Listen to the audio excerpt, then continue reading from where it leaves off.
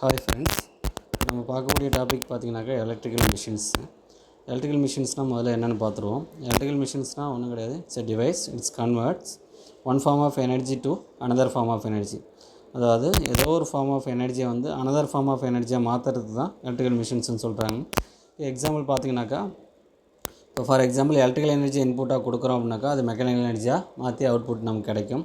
அதே mechanical energy இன்புட்டாக கொடுக்குறோம் அப்படின்னாக்கா அது எலக்ட்ரிக்கல் எனர்ஜியாக மாற்றி நமக்கு அவுட்புட் கிடைக்கும். சரிங்களா, இதுதான் எலக்ட்ரிக்கல் மிஷின்ஸ்னு சொல்கிறாங்க.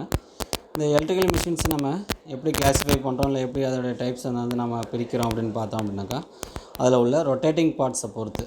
சரிங்களா, இப்போ உள்ள ரொட்டேட்டிங் பார்ட்ஸ் இருந்தது அப்படின்னாக்கா அது ரொட்டேட்டிங் மிஷின்ஸ் ஆகும். உள்ள ரொட்டேட்டிங் பார்ட்ஸ் இல்லை அப்படின்னாக்கா அது ஸ்டாட்டிக் மிஷின்ஸ் ஆகும் நம்ம கன்சிடர் பண்ணுறோம். இந்த ஸ்டாட்டிக் மிஷின்ஸில் என்னென்ன வரும் அப்படின்னு கேட்டிங்கனாக்கா டிரான்ஸ்ஃபார்மர் அப்படிங்கிற ஒரே ஒரு மிஷின்ஸ் மட்டும்தான் வரும். ரொட்டேட்டிங் மிஷின்ஸில் பார்த்திங்கனாக்கா 3 டைப்ஸ் இருக்குது. அதாவது அதோடைய சப்ளையை பொறுத்து DC machines, AC machines, special machines. சரிங்களா, இப்போ டிசி மிஷின்ஸ்லையும் ஏசி மிஷின்ஸ்லையும் காமனான மிஷின்ஸ்னு பார்த்திங்கனாக்கா ஜெனரேட்டர், மோட்டார்ஸ். சரிங்களா, இப்போ டிசி சப்ளையாக இருந்ததுன்னா DC generator, DC motors. AC சப்ளையாக இருந்தது அப்படின்னாக்கா அது ஏசி ஜெனரேட்டர், ஏசி மோட்டார். சரிங்களா, இப்போது ஸ்பெஷல் மிஷின்ஸில் பார்த்திங்கனாக்கா எகைன் நான் ஆல்ரெடி சொன்ன மாதிரி அந்த சப்ளையை பொறுத்து 2 டைப்பாக பிரிக்கிறாங்க. ஒன்று ஏசி மிஷின்ஸும் இன்னொன்று டிசி மிஷின்ஸ் அப்படின்னு சொல்லிட்டு. சரிங்களா, இப்போது அதுக்கு உள்ளே நம்ம இன்டீரியராக கிளாஸிஃபை பண்ணோம் அப்படின்னாக்கா அது நம்ம அடுத்தடுத்த டாபிக்ஸ் பார்க்கும்போது, அதாவது ஒவ்வொரு இப்போ டிசி ஜெனரேட்டர்ஸ் எடுத்து பார்க்கும்போது அதனுடைய டைப்ஸு, டிசி மோட்டார் எடுத்து பார்க்கும்போது அதனுடைய டைப்ஸு, இப்போ ஏசி ஜெனரேட்டர்ஸ் எடுக்கும்போது அதனுடைய டைப்ஸு, ஏசி மோட்டார்ஸ் எடுக்கும்போது அதனுடைய டைப்ஸ் அப்படின்னு சொல்லிட்டு நம்ம பிரித்து பார்த்துக்கலாம். சரிங்களா, இப்போயே நான் சொன்னேன் அப்படின்னாக்கா உங்களுக்கு கன்ஃபியூஸ் ஆகும். சரிங்களா, இப்போ நெக்ஸ்ட்டு இந்த மிஷின்ஸ்லாம் எதை பேஸ் பண்ணி இயங்குது அப்படின்னாக்கா ஒரே ஒரு பிரின்சிபல் தான், அதாவது எலக்ட்ரோ மேக்னெட்டிக் இண்டக்ஷன் பிரின்சிபல். அதை பேஸ் பண்ணி தான் இந்த மொத்த மிஷின்ஸும் இயங்குது. சரிங்களா, இந்த எலக்ட்ரோ மேக்னெட்டிக் இண்டக்ஷன் பிரின்சிபல் அப்படின்னாக்கா என்னென்னு முதல்ல பார்க்கணும். அதை பார்க்குறதுக்கு முன்னாடி நம்ம அதில் வரக்கூடிய முக்கியமான கீவேர்ட்ஸ் அதெல்லாம் என்ன அப்படின்னா என்ன அப்படிங்கிறது, அதெல்லாம் என்ன அது அப்படின்னா என்ன அப்படிங்கிறத முதல்ல பார்த்துருவோம். சரிங்களா, ஃபஸ்ட்டு மேக்னெட்டிக் ஃபீல்டு அப்படின்னாக்கா இப்போ ஒரு மேக்னெட் இருக்குது அப்படின்னாக்கா அந்த மேக்னெட்டை சுற்றி ஒரு ஃபோர்ஸ் ஒன்று உருவாகும் இல்லையா, அந்த ஃபோர்ஸை தான் நம்ம என்னென்னு சொல்கிறோம் அப்படின்னாக்கா மேக்னெட்டிக் ஃபீல்டுன்னு சொல்கிறோம். அந்த உருவாகக்கூடிய ஃபோர்ஸை வந்து நம்ம மேக்னெட்டிக் ஃபீல்டுன்னு சொல்கிறோம். அடுத்தது மேக்னெட்டிக் ஃப்ளக்ஸுங்கிறத நம்ம பைங்கிற வேர்டால் டினோட் பண்ணுவோம். இப்போது இதில் மேக்னெட்டிக் ஃப்ளக்ஸ்னால் என்ன அப்படின்னாக்கா அந்த மேக்னெட்டை சுற்றி உருவாகக்கூடிய அந்த மேக்னெட்டிக் ஃபீல்டு வந்து எவ்வளோ ப்ரொடியூஸ் ஆகுது, எண்ணிக்கை. இப்போ மேக்னெட்டிக் ஃபீல்டு எத்தனை கவுண்ட் வருதோ அதுதான் மேக்னெட்டிக் ஃப்ளக்ஸ்ன்னு சொல்கிறாங்க. சரிங்களா, நல்லா தெளிவாக புரிஞ்சுங்க. மேக்னெட்டிக் போல்ஸை சுற்றி உருவாகக்கூடிய ஃபோர்ஸ் வந்து மேக்னெட்டிக் ஃபீல்டு அப்படின்னு சொல்கிறோம். அடுத்தது அதில் உருவாகக்கூடிய அந்த ஃபீல்டு வந்து எத்தனை கவுண்ட் வருது, இப்போ 1 2 3 நம்புறோம் இல்லையா, அந்த கவுண்ட் வந்து எத்தனை வருதோ அதுதான் மேக்னெட்டிக் ஃப்ளக்ஸ்ன்னு சொல்கிறோம். நெக்ஸ்ட்டு மேக்னெட்டிக் ஃப்ளக்ஸ் டென்சிட்டி, அதே வேர்டு தான் திருப்பி ரிப்பீட் ஆகுது. மேக்னெட்டிக் ஃப்ளக்ஸ் டென்சிட்டி இதை என்ன வேர்டால் இதை டினோட் பண்ணுவோம் அப்படின்னாக்கா பிங்கிற வேர்டால் டினோட் பண்ணுவோம். சரிங்களா, இப்போ இந்த மேக்னெட்டிக் ஃப்ளக்ஸ் டென்சிட்டி அப்படின்னாக்கா ஒரு குறிப்பிட்ட யூனிட் ஏரியாவை மட்டும் எடுத்துக்கிட்டு, சரிங்களா, அதில் உருவாகக்கூடிய மொத்த ஃப்ளக்ஸ் எவ்வளோ உருவாகுதுன்னு அப்படின்னு பார்க்காம ஒரு குறிப்பிட்ட யூனிட் ஏரியாவை மட்டும் எடுத்துக்கிட்டு அதில் எவ்வளோ ஃப்ளக்ஸ் லைன்ஸ் வந்து வருது அப்படிங்கிறத செக் பண்ணுறதுக்கு பேர் தான் மேக்னெட்டிக் ஃப்ளக்ஸ் டென்சிட்டின்னு சொல்கிறாங்க. நெக்ஸ்ட்டு பெர்மியபிலிட்டி அப்படின்னாக்கா அது மியூ அப்படிங்கிற வேர்டால் டினோட் பண்ணுறோம். பெர்மியபிலிட்டி அப்படின்னாக்கா ஒன்றும் கிடையாது, இந்த உருவாகக்கூடிய அந்த மேக்னெட்டிக் ஃபீல்டெல்லாம் வந்து ஒரு மீடியம் ஏதோ ஒரு மெட்டீரியல் மூலம் நம்ம செலுத்துகிறோம் அப்படின்னாக்கா அதுதான் பெர்மியபிலிட்டின்னு சொல்கிறோம். அந்த செலுத்தக்கூடிய தன்மைக்கு பேர் permeability. Next magneto motive force அப்படின்னாக்கா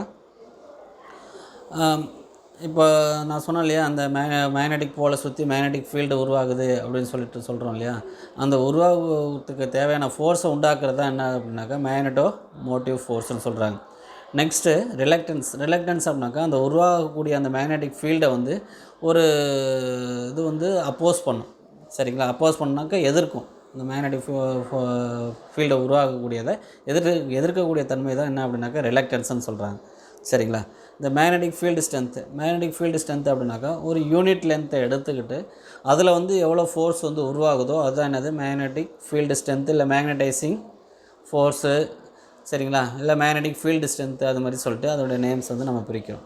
சரிங்களா, இப்போ நம்ம எலக்ட்ரோ மேக்னெட்டிக் இண்டக்ஷன் பிரின்சிபல் அப்படின்னாக்கா என்னென்னு பார்ப்போம். இந்த எலக்ட்ரோ மேக்னெட்டிக் இண்டக்ஷன் பிரின்சிபலை யார் டெவலப் பண்ணது அப்படின்னு பார்த்தோம் அப்படின்னாக்கா மைக்கேல் ஃபேரடே அப்படிங்கிறவர் தான் அதை டெவலப் பண்ணார். அதனால தான் அது பேர் வந்து Faraday's law of electromagnetic induction principle அப்படின்னு சொல்கிறோம். சரிங்களா, அந்த இதில் வந்து அவர் 2 இதாக பிரிக்கிறார், ஃபர்ஸ்ட் லா, செகண்ட் லா அப்படின்னு சொல்லிட்டு. சரிங்களா. ஒரு கண்டக்டரில் ஃபஸ்ட்டில் நான் என்னென்னு பார்த்துருவோம். ஒரு கண்டக்டரில் ஃப்ளக்ஸ் லைன்ஸ்லாம் வந்து லிங்க் ஆகக்கூடிய இடம் இருக்குது பார்த்திங்களா, அந்த இடத்துல வந்து ஒரு இஎம்எஃப் வந்து இன்டியூஸ் ஆகுதுன்னு சொல்கிறாரு. அதுதான் ஃபஸ்ட் லா அப்படின்னு சொல்கிறாங்க. நெக்ஸ்ட்டு செகண்ட் லா பார்த்திங்கனாக்கா, அந்த கண்டக்டரில் உருவாகக்கூடிய இன்டியூஸ்டான இஎம்எஃப் எல்லாமே எதுக்கு சமமாக இருக்கும் அப்படின்னு கேட்டிங்கனாக்கா, ரேட் ஆஃப் சேஞ்ச் ஆஃப் ஃப்ளக்ஸுக்கு ஈக்குவலாக இருக்கும், அதாவது சமமாக இருக்கும் அப்படின்னு சொல்கிறாரு. சரிங்களா. இதுக்கு வந்து ஒரு ஃபார்முலா ஒன்று கொடுத்துருக்காங்க. E = -n ஆஃப் d/dt அப்படின்னு சொல்கிறாங்க. சரிங்களா. இதில் ஈங்கிறது இன்டியூஸ்டு இஎம்எஃப், என்னங்கிறது நம்பர் ஆஃப் டர்ன்ஸ், எத்தனை காயில் சுற்றிருக்காங்க அப்படிங்கிறது, இதில் d/dt. d/, அப்படின்னாக்கா ஃப்ளக்ஸ் லிங்க்கு, அதாவது எவ்வளோ ஃப்ளக்ஸ் உருவாச்சு அப்படின்ட்டு, கீழே வந்து அது எவ்வளோ டைம் பீரியடுக்குள்ளே அந்த ஃப்ளக்ஸ் வந்து உருவாச்சு அப்படிங்கிறது.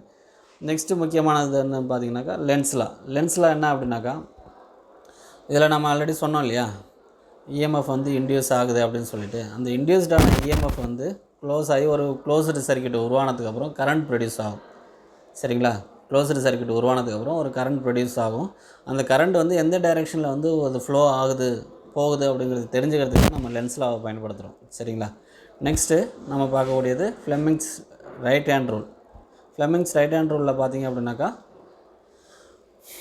நம்ம ரைட் ஹேண்டு பேஸ் பண்ணி அதை நம்ம அதனுடைய கண்டக்டர் எந்த டைரெக்ஷனில் சுற்றும், ஃப்ளக்ஸ் எந்த டைரெக்ஷனில் ப்ரொடியூஸ் ஆகும், இஎம்எஃப் எந்த டைரெக்ஷனில் ப்ரொடியூஸ் ஆகும் அப்படிங்கிறதெல்லாம் தெரிஞ்சுக்கிறதுக்காக இந்த ரைட் ஹேண்ட் ரூல் நம்ம யூஸ் பண்ணுறோம். இந்த ரைட் ஹேண்ட் ரூலில் பார்த்திங்க அப்படின்னாக்கா, thumb finger, middle finger, index finger மூணுத்தையும் யூஸ் பண்ணுறோம். இப்போ இந்த தம்ப் ஃபிங்கர் வந்து அப்போர்ட் டைரெக்ஷன்லேயும், இண்டெக்ஸ் ஃபிங்கர் வந்து லெஃப்ட் டைரெக்ஷன்லேயும், மிடில் ஃபிங்கர் பார்த்திங்கனாக்கா நம்மளை ஃபேஸ் பண்ணி இருக்கணும். சரி, அந்த மாதிரி வச்சுட்டு நம்ம அதோடய டைரெக்ஷன் டிசைட் பண்ணுறோம். இப்போ ஃபார் எக்ஸாம்பிள், இப்போ தம்போட டைரெக்ஷனில் தான் என்ன நடக்குது அப்படின்னாக்கா, கண்டக்டர் வந்து ரொட்டேட் ஆகுது. அதே வந்து பார்த்திங்கனாக்கா, ஃப்ளக்ஸ் எந்த டைரெக்ஷனில் மூவ் ஆகுது அப்படின்னாக்கா, இண்டெக்ஸ் ஃபிங்கர் டைரெக்ஷனில், அதாவது பீன்னு போட்டிருக்கோம் பார்த்திங்களா, அந்த டைரெக்ஷனில் ஃப்ளோ ஆகுது. நெக்ஸ்ட்டு பார்த்திங்கனாக்கா, அதில் இன்டியூஸ் ஆகக்கூடிய இஎம்எஃப் பார்த்திங்கனாக்கா டவுன்வர்ட் டைரெக்ஷனில் நமக்கு ப்ரொடியூஸ் ஆகுது.